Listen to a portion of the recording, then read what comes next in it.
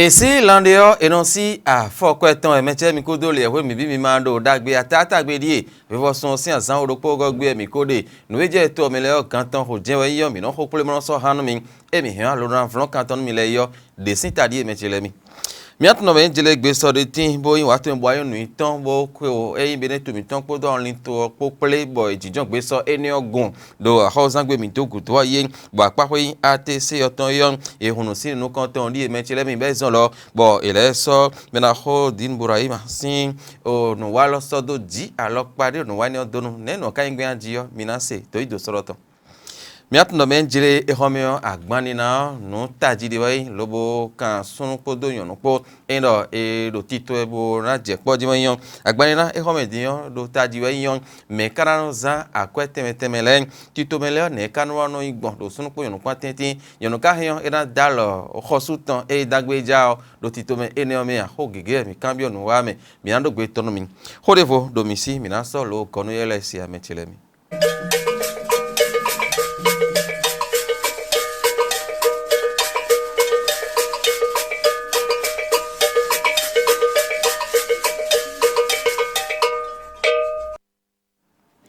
Awasagbe we mo pofo bode ko mi kudole we mi fo pe lo to mi poye iposia Maintenant, ben jele nungbo sena izangete rotomito en filme ho ai jele ton sin gonu eni ekoto do lia so mi do gudu si azan ton gbagogbe azan yo gudu avoson si azan ton izen gogbe yo gbeta na nunu ye isode Patrice Talon ewe yan gbonzen wo na se ho no gbeta eni onu ye me maro gboropo do kwa che pa ko rotomito en fi democrate le si apa ko yo mi kan ho bi yo me na ho Kamal Wasagari de o ye yo na je diniji bo ho me na ho do o gbeta eni senator izangete ade de tin wo minando o petonu min no boy mera ho ekoyin demenu lobo ko no demenu gbasa fini na do to horo kweta democrat do sin a pakwe minando Kamal Wasangari mi ka hobie do matin libre tv fin e ti me po no menjere no boy do gbeta eni ezangete boyin ko no senator yo ekoyin de lo wa do kun kan de lo le apacha me le tin bo e o yo ton di mi mo mi ko ton no menjere mo jen e na igbon ene Patrice Talon agency ho so gbeta me bode o tu ton de gbeta mon koton meleo agency ho bodo o tu ton de tin do no gbo ko no so sen mon koton wa de menu kun gbasa yo do emi imeyin de menu democrat ton le yo eyan bo de me ho de no lo gbero menjere pele pon no mon koton e kuna din yo lo me de le yo ye ho gbe mi bo le sugbo we mi yo fun gbe ton e wayin o dindin ton we ton de tin tebe mi nanu bona pon azo temeteme e se na eni yo e na wa e ho lo cho na kende u de ji bona so gbe ta we ton do mi pon to mi fi yo do mi pon gbe so da ho yin to pele gbe gen bo mi lo ho igban ton nu kun po die diyan do to gan e je fene de bodo de usin ko ka je fi din le yo ye kun mo se na lo chobo wa zo ro to mi fi yo be na inde we go Oni Patrice Talon e hoto bo blo kwe wo to mi to fi ole pe obi e mo aso e wa to obi e mo aso e wa me bi ho alo ni mo do menjele si honu e mi do to mi to fi yo ti mi mo to ganda gbe bo nya e jen wa so bo honu kun to mi ton wa kwadeji wa ro mi wa da yo e ka no apatan sin bo wa zo o le je kagbon e o to gan Patrice Talon honu e ka hoto bo wa zo yo e ku mo se na de chobo e ho alo ni yo ro mi wa da yo gandi yo de inu apatan de wo lo mo yin to gandi yo e do so aforo to bo te ale blo be na ze ye o se na si hudo je ikado do to mi to fiti onu kon ina tian dio no cambio ku iton ze mi de lo mi na no ku ibo na boy dalo gba bo so no kun bo do pon na bo pon le na wa zo gbon to me ali enu ina no teme tu o hole de ku iton won e mi na wa yin o di do to de tin hon azo e ina wa da yo ji le na to nu gbon yo mi na pon tubo o ku iton mi do hole lo na do de wo e mi na ni do to o gan to me de tin Maintenant ben jele benevile o togudo ye so asiato oton soro a jode su titengbe me do minatno no wadetin bo olympiade bo pe obi ku itan bo kun pla intelligence artificielle no kwete wadi bromlo no bi no mi no wendo yare ale le jibero mo yemen benevile ye agba holen bon koton sin to me yon mentile mi ton ta de su titengbe mentile mi no wa atongo yin be te blo lo bo e blo do Astana do Kazan Tramsin oto me ton bo we go ne bene to mi ton e do ton ne bo ga ton e di yo ye me wa ho ya men ye o afo we gban ton ku we mo bo wa to ton bo ga go sin to ro po kan we ko aton ku ro po men hon bene vi we ton ta to lo ye me sin ye mo mi ne yo ye ton ta to lo nu wa me ti le bin o gidi ma jegbe Emmanuel Cristiano e ye we ma ho men e no dam de luton ro hogbonu e ton ta nu wa ye me wa joda ho e no soro ko me ben bronze ne e da sin o ngebo Rafael e ye o lycée Koulibaly e we ye de e lo mo ken da ho e no ni ro e no so me do jida li mo ko ton yo e me men ti le mi e khle pondo me jire benen vio leo yero kan ho ba si ato ton ero agayiwe tite ngbero no ji fon kan po nu pe enelesin alinu bo mi se yo mi je mi se na me ti le mi binale ko sin ton lobo na wa binen to ton fi din to lo yi o Atlantique sin to pon me do Calavi akwo me Calavi sin to pon la me e ho me zan ten yon de je do fren sin danu de so ti te ngbe bo nu gegeti bo yin o zoji toblo fi o do fren yele na je ti din ji bo ko won mi na do o gbe ton mi do akwo me Calavi sin kan me ton nenu to igbe hon bo fi bi ho riun e ka ho riun e ho me yo o fi enu on je de din akida ho in Calavi ton lo da ke te na zin we yo sin kame don no jere e no Europe abi kere ku da ye akasa to sin kame ne mentile mi le no yin gbon ta won yo o chofu gegi we jime o fie e no blazin po teme mi no so ro ho gwa sare yo e dizo fie mi no blo momo de chofu mon ko ton de le do fne dizo o fie tin bo yin sasi pa yo satin de le tin bo dizo o ho gegi tin bo yin chofu ko do aso aten gegi tin bo dizo fne moto de le ya fine po de le ko no e gle do ayo ji yo e we ko de bo e karo mo cho po no so chi tole yo ye na un de so lo bo wa yo ji lobo si hu we o mi enion e si onda no bo fi onu gege mo yon mi at no le po don le so yi hara yo dia ye me bo si hu o wazo bo yin kan to so po mi kunde ji teme si hu ya wa fine bo no bi hu we ye wa me chele bo si hu we o mi enion me chele mi bo o ne ka gbe bo nu won e ka yin je gbon mo nte ka ho ri mbe zon bo fi bi yo sin da nu bo nu gege ji zo mo anji yo to ba nu ton e ko so de boro blo e mi de mi se gbon de yon mi an le ko lo na le voado o gbe ton mi o kan ton mi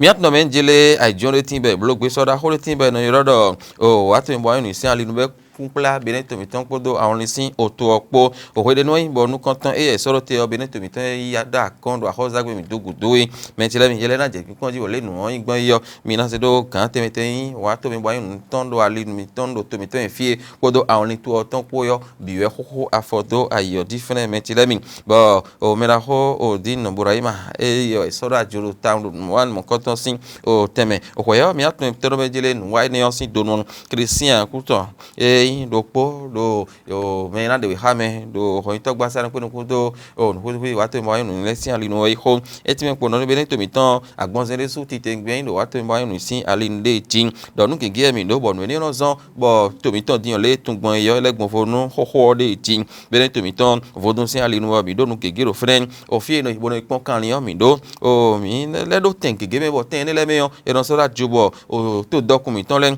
nu yen to do mi ton le nu yin o nu wo yin kun plafo dun podo me me sinu mi ton le po e no so ta jo ne le bi huyero to mi ton doro nu kon be zon tin bo kaka ito gudo mi ti we pin do me no pon do mi wo mo no ba na de afodo mi ton me e karo mo chuon no mi le wa bo na si hu no fi yo nu e no nu mo no ve o ti te gbe fi na no ene peru ten e de supo a fi na no bo so aglaso inji yo e de a nu e si hu o zan ko da pa ne ko me do ko bo si hu gba nu mo ko to le supo le e na yon de jin nu mo ko to ni domion o e don tun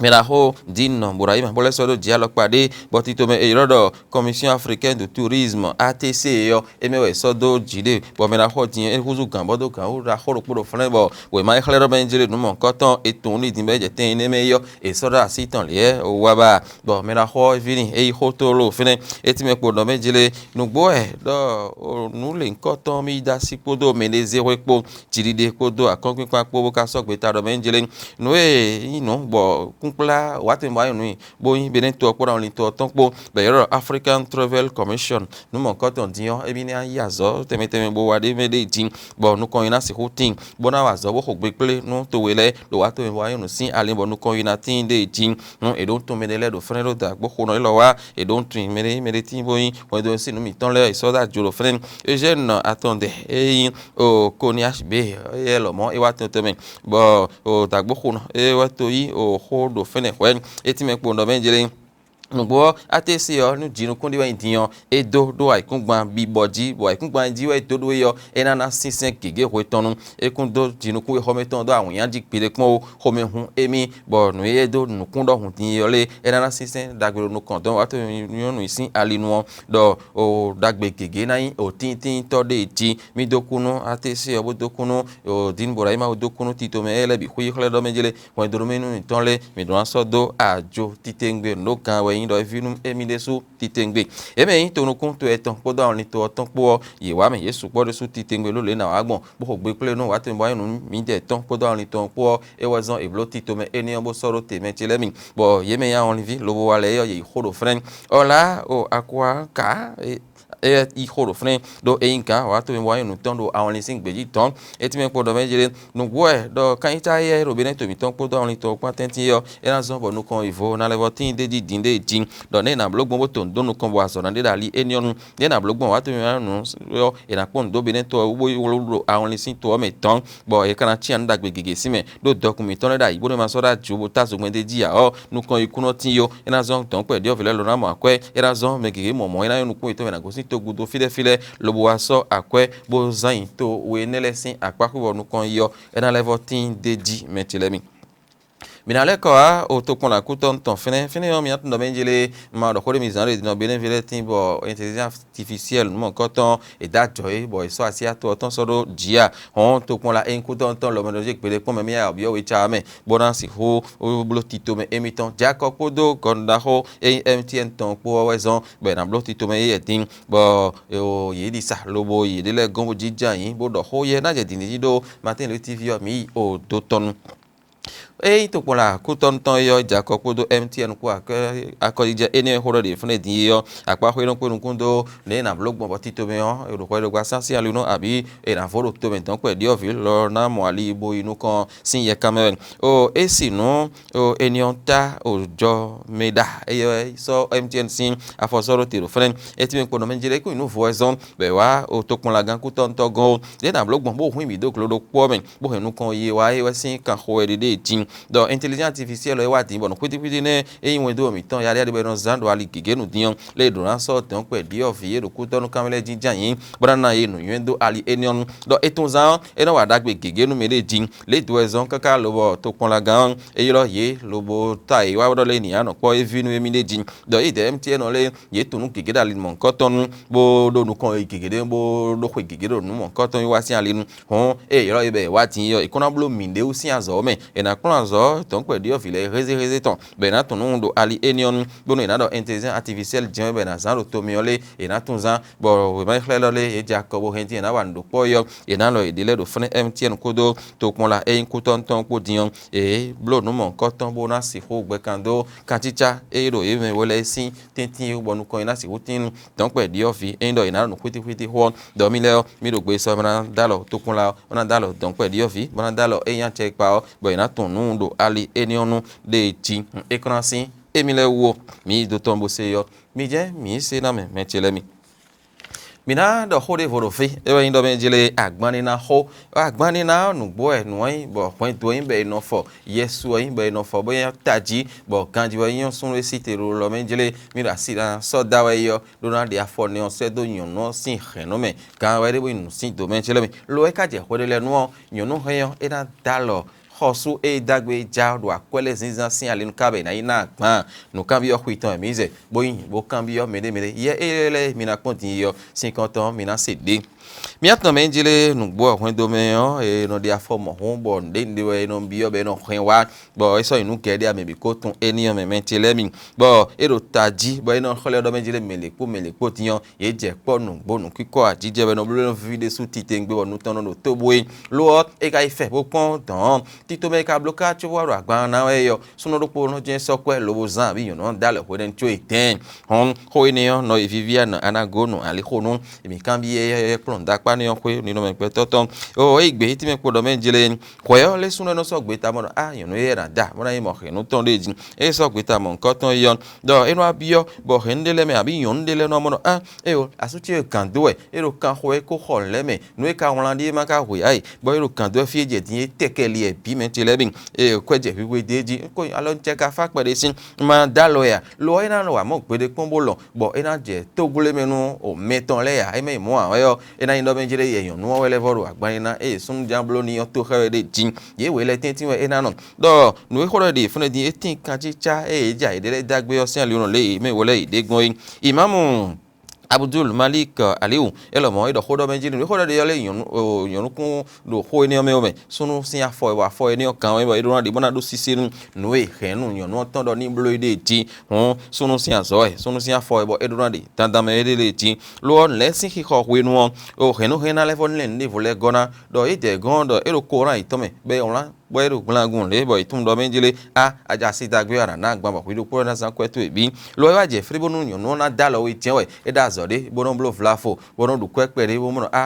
asuche kan to fi je tin yo la no mere na sia na dalo yo do e na do yi me wele kere sin tintin o mo wa gbere bono je to gule menu metan le yo ka mo ko ton le pere pon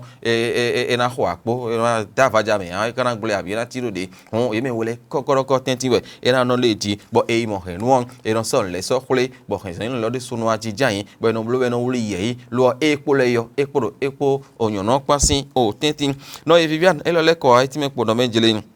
da yo fu enu no igbo meji atavi atagan tanti yon lewe no jijan yi bono yi agbamo ko to mo no